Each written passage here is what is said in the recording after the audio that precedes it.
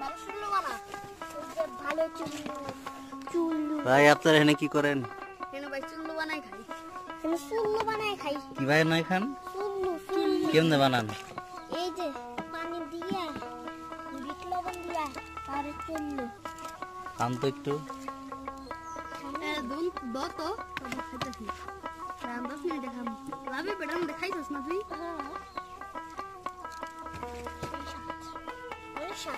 খান খান খান ভিতরে ভাই খান।